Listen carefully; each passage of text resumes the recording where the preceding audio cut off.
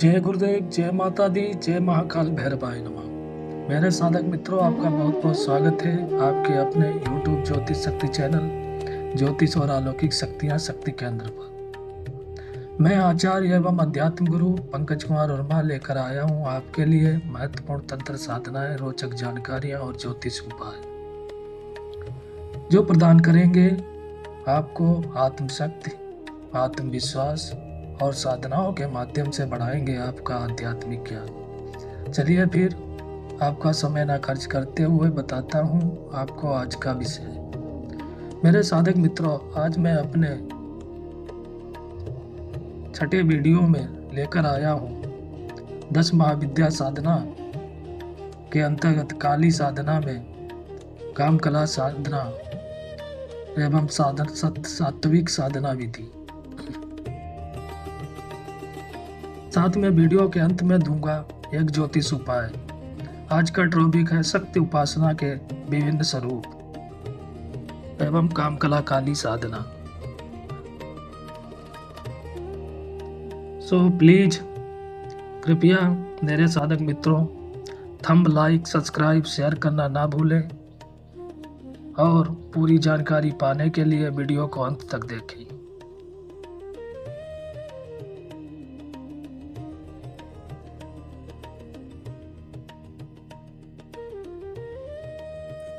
आइए थोड़ी चर्चा करते हैं माता काली के बारे में। काली अर्थात काल की शक्ति। भगवती काली का 10 महाविद्याओं में प्रथम स्थान है। शिव के साथ शिवा, महाकाल के साथ महाकाली, रुद्र के साथ रुद्राणी, भैरव के साथ भैरवी तथा विष्णु के साथ महालक्ष्मी रूप में साधक जन नित्य इनकी उपासना करते हैं। महाकाली परब्रह्म परमात्मा की विराट शक्ति है जो विभिन्न रूपों में विविध लीलाएं करती है। इन्हीं की शक्ति की सहायता से ब्रह्मा शिव की उत्पत्ति करते हैं, विष्णु जगत का पालन करते हैं तथा शिव जगत का संहार करते हैं। अर्थात ये ही सृजन, पालन, संहार करने वाली आदि शक्ति हैं। ऋग्वेद में भगवती कहती हैं, मैं रुद्र, वसु, आदित्य, ग्रह, नक्षत्र और विश्व देवों के रूप में विचरण करती हूँ। मधुकैटभ का वध करने हेतु ब्रह्मा विष्णु ने इन्हीं योग माया की स्तुति की थी। वैसे तो एक बालक अपनी माता को विनय पूर्वक कभी भी पुकार सकता है, परंतु रात्रि काल में इनकी उपासना शीघ्र फलीभूत होती है। अमावस्या की रात्रि में 12 बजे का समय सर्वोत्तम है। इस महारात्रि के समय समस्त सृष्टि निद्रा मग्न होती है तथा काल रात्रि अपनी विशिष्ट शक्तियों के साथ जागृत अवस्था में रहती है।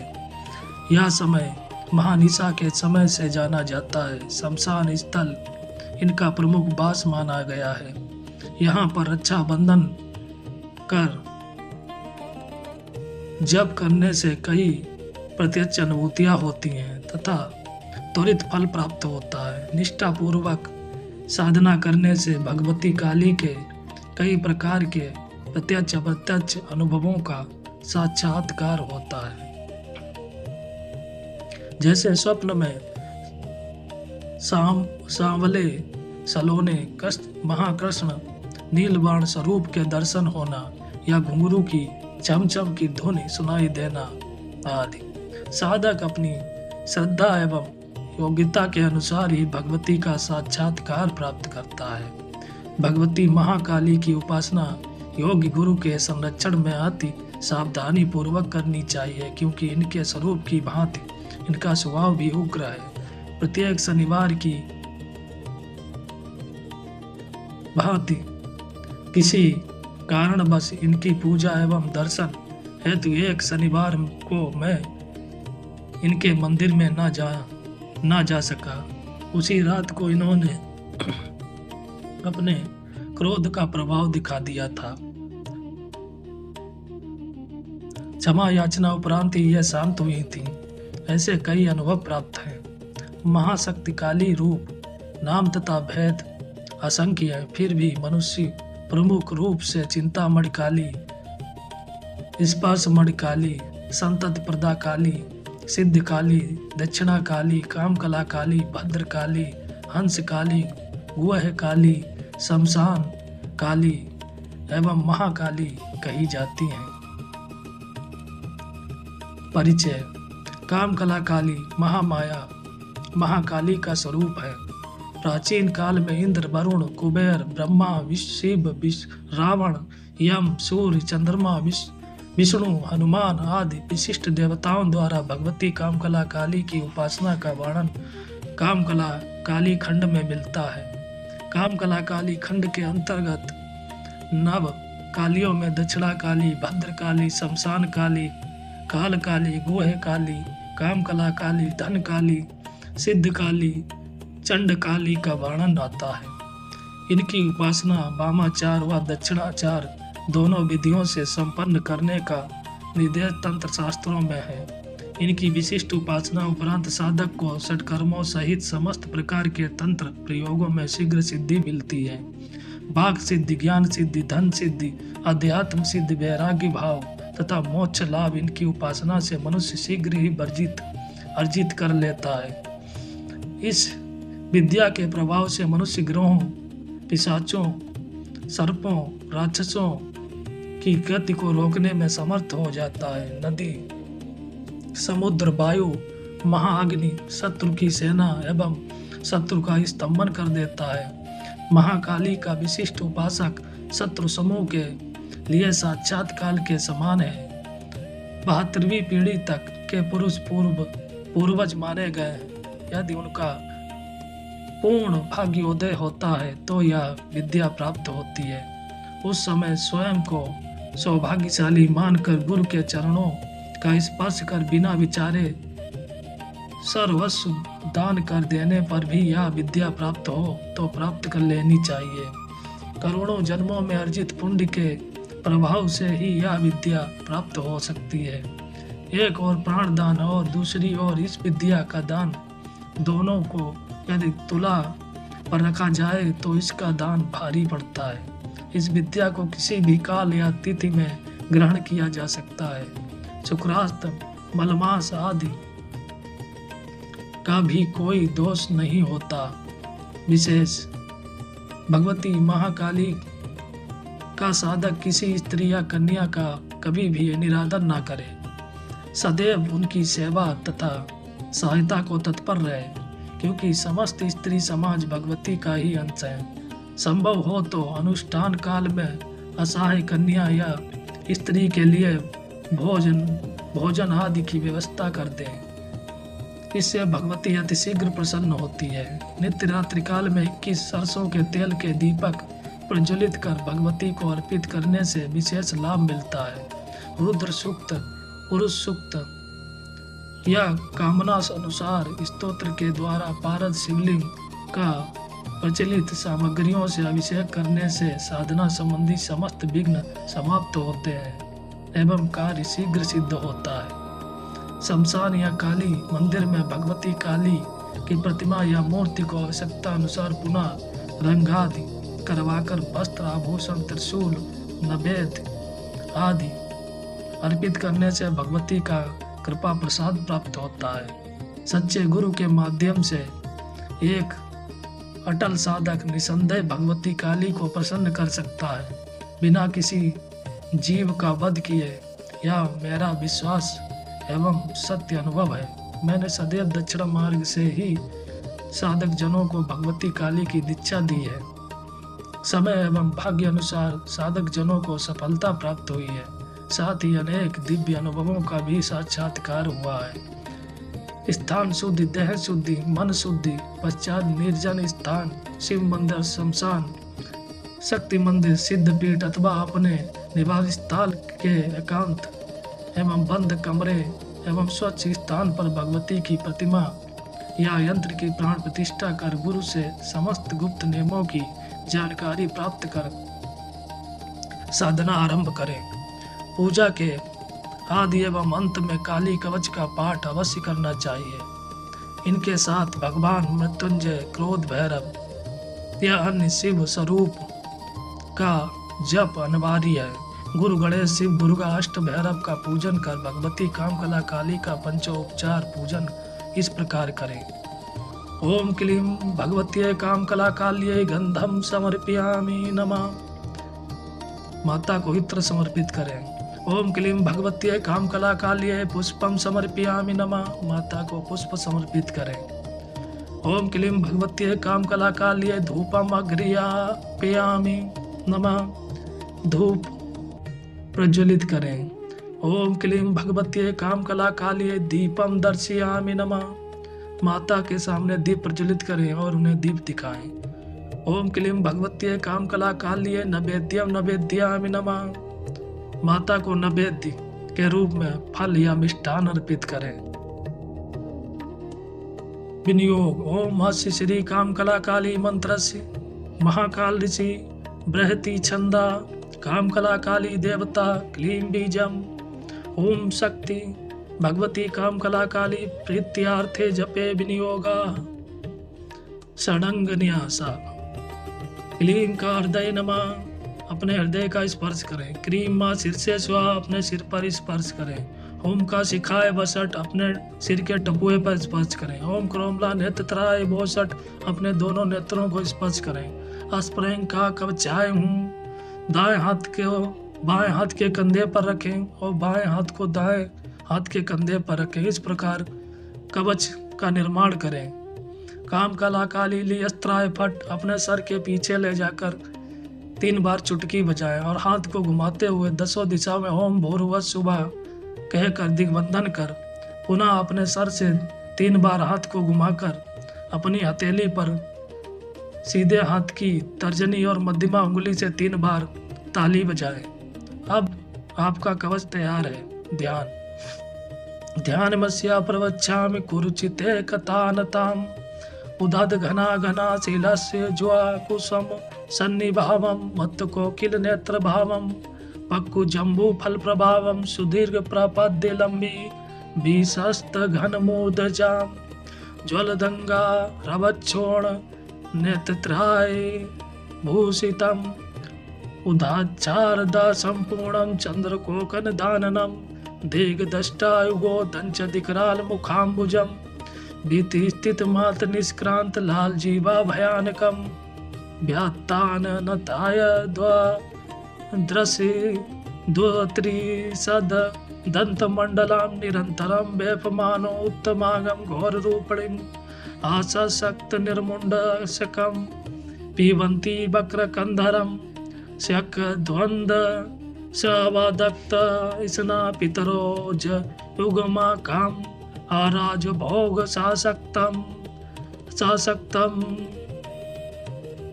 संपत दुर्दिरोच्यम शशि कृति धियंती तल्यलिहान रसाज्ञा।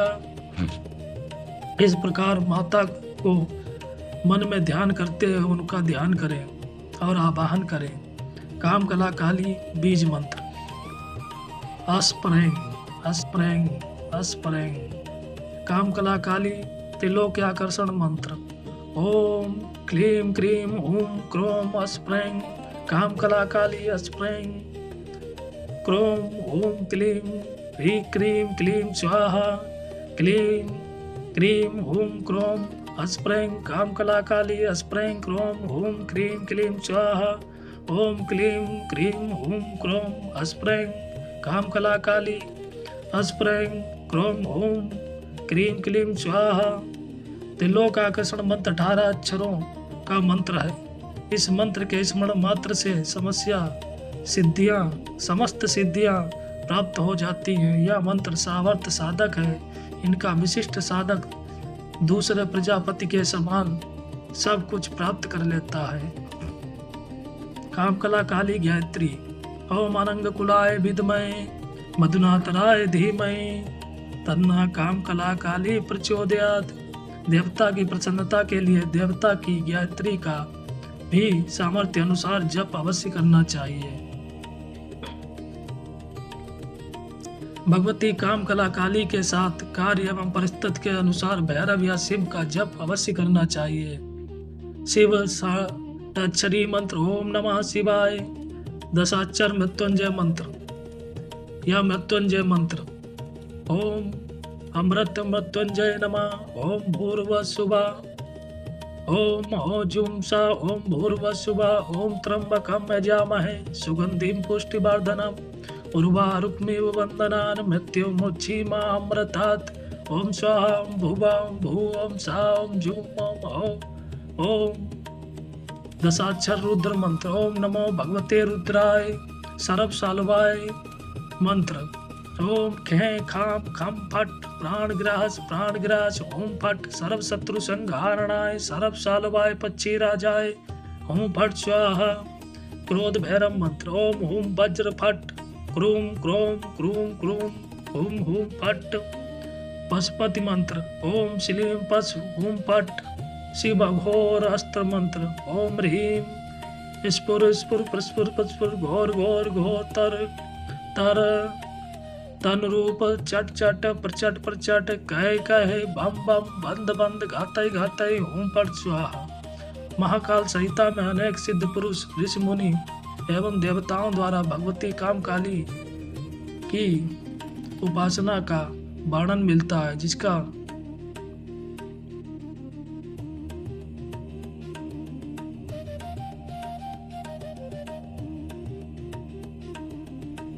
माता की साधना प्रणाली। सर्वप्रथम एक पाटे या चौकी पर माता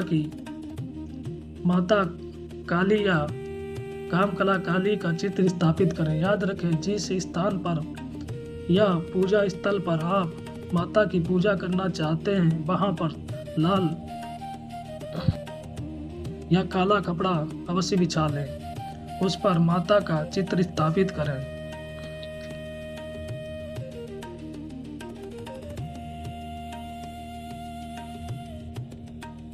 ध्यान देने योग्य बात यह है कि पूजा स्थल पर मात्र माता के चित्र या मूर्ति का मुख उत्तर की तरफ तथा आपका मुख दक्षिण दिशा में होना चाहिए। फिर काली के यंत्र की स्थापना व प्राण प्रतिष्ठा करें। स्थापना के लिए लाल आसन तथा लाल वस्त्रों का चयन करें और स्वयं पर तथा आसन पर गंगा जल छिड़क कर उसे पवित्र कर लें। माता को लाल फूल, पान, सुपारी, लौंग का जोड़ा, अक्षत, सिंदूर तथा मिठाइयाँ, नारियल अर्पित करें तथा बलि में खीर अर्पित करें। तदुपरांत माता से कामना करें कि वह आपकी यह भेंट स्वीकार करें। अब पंचोपचार पूजन कर सर्वप्रथम एक माला गुरु मंत्र ओम गुरुवै सदा शिवाय नमः का जप करें। फिर गणेश जी का पूजन कर एक माला गणेश मंत्र की करें। तदुपरांत गुरु और गणेश से साधना सफल होने की प्रार्थना करें। अब अपने चारों तरफ चाकू से गहरा मंत्र जाप करते हुए अपनी सुरक्षा और ग्रह विघ्नों से बचने के लिए एक सुरक्षा घेरा बनाएं। देह कीलन मंत्र से देह की रक्षा के लिए सुरक्षा कवच बनाएं। इससे कोई क्षुद्र शक्ति तुम्हें हानि न पहुंचा सके। अब एक माला नवग्रह मंत्र की जाप करें, जिससे आपके ग्रह शांत हो और कुंडली के दोष शांत हो जाएं। अब अष्ट दिक्पाल पूजन करें, उनसे विघ्न हरण की कामना करें।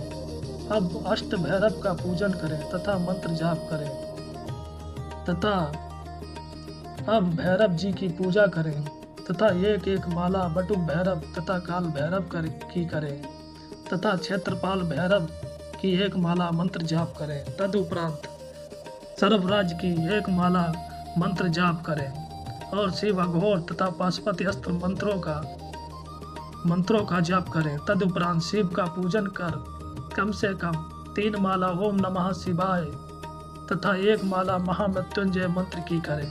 अब भगवान शिव यानी महाकाल से माता रानी के आवाहन तथा मंत्र जाप की अनुमति मांगे। तदुपरांत ही माता का पूजन या मंत्र जाप प्रारंभ करें। पुष्टि के लिए 1.25 लाख मंत्र पर्याप्त है, पर अति आवश्यक हो तो मूल मंत्र का 1.25 लाख या इससे भी अधिक मंत्रों का पुष्टि पूरा करें तथा मंत्र का दशांश हवन हवन का दशांश तर्पण, तर्पण का दशांश मार्जन, मार्जन का दशांश ब्राह्मण व कन्या भोज कराए। मंत्र सिद्ध होने पर सभी काम बनते देखे गए हैं।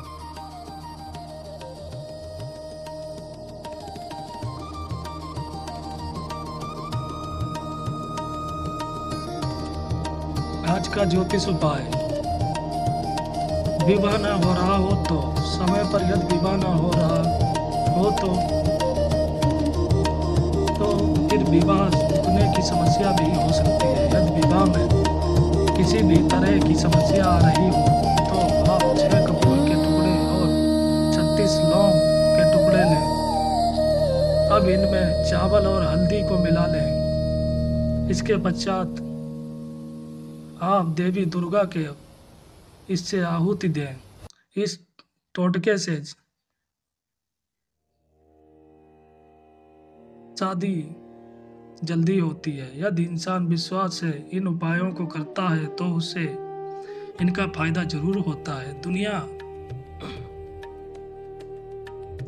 समस्याओं से पहले से ही घिरी हुई थी और आज भी ऐसा ही है। इसलिए प्राचीन ग्रंथों में इंसान की समस्याओं का निवारण करने के लिए मनुष्यों ने अनेक उपाय बताए जिससे मानव का भला हो सके।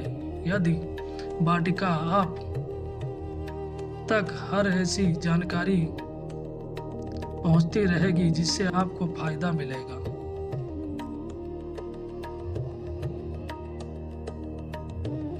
यह था आज का ज्योतिष उपाय। चलिए अब करते हैं आज के विषय पर चर्चा। आज का विषय आधा शक्ति का स्वरूप तथा आत्मदर्शन। आधा शक्ति परम तत्व अतीत होते हुए भी सर्व तत्वमयी और प्रपंच स्वरूपा है। यह नित्य परमानंद रूपणी तथा जगत बीज की स्वरूपा है। वह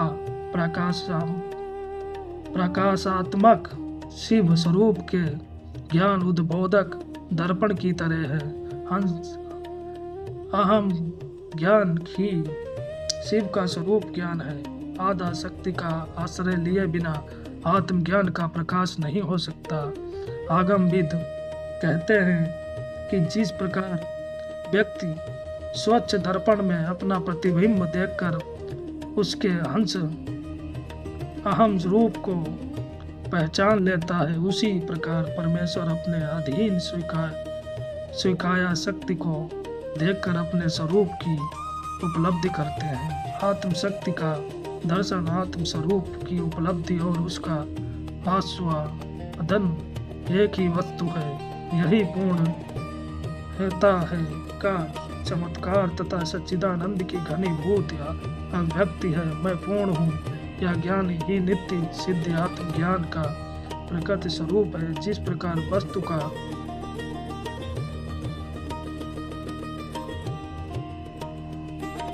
समरूपी संबंध न होने पर दर्पण में प्रतिबिंब नहीं दिखाई देता, उसी प्रकार पराशक्ति भी प्रकाश स्वरूप शिव के सानिध्य के बिना अपने अंत स्थित विश्व प्रपंच को प्रकट करने में असमर्थ होती है। दोनों की सहभागिता से ही सृष्टि का कार्य संपन्न होता है और सारे तत्व उनके पारस्परिक संबंधों से अद्भुत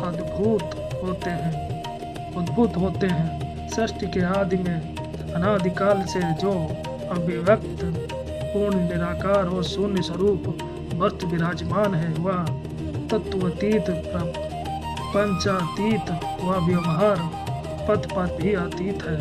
यही शक्ति भक्तों की महाशक्ति और सेवकों की शिव है। मन तथा वाणी से अगोचर होने के कारण इसे अनुत्तर कहा जाता है। वस्तुतः इसका वर्णन न तो कोई कर सकता है और न ही भविष्य में ऐसी संभावना है। इसे विशुद्ध प्रकाश कहें तो अंतलीन विमर्श के कारण यह प्रकाशमान है। अतएव इसमें स्वयं प्रकाश भाव है, ऐसा नहीं कहा जा सकता।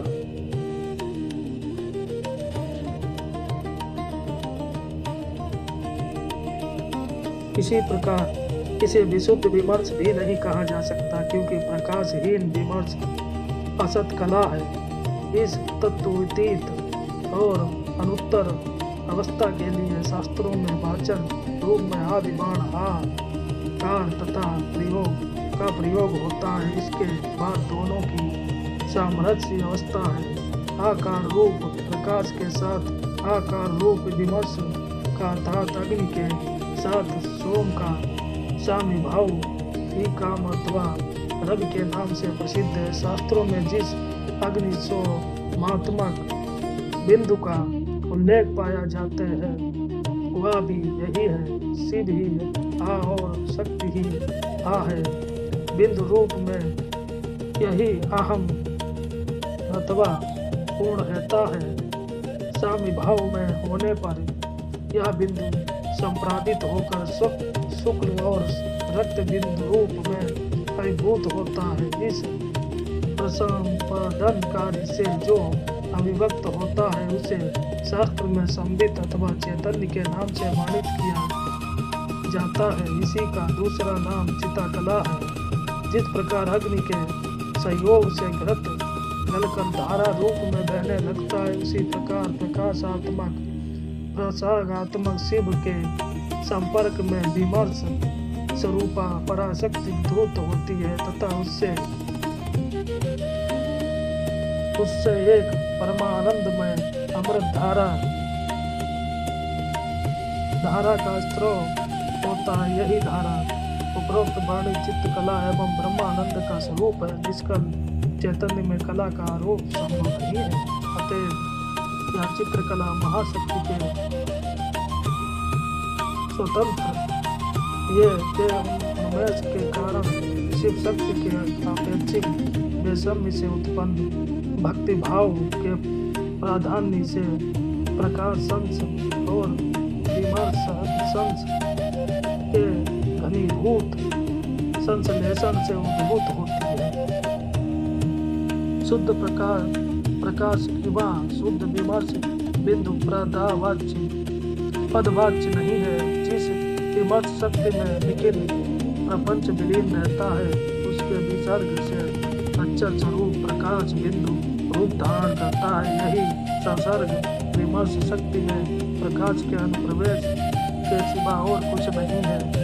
इस बिंदु का नामांतर प्रकाश बिंदु है जो विमर्श शक्ति के गर्भ से में स्थित रहता है। इसके पश्चात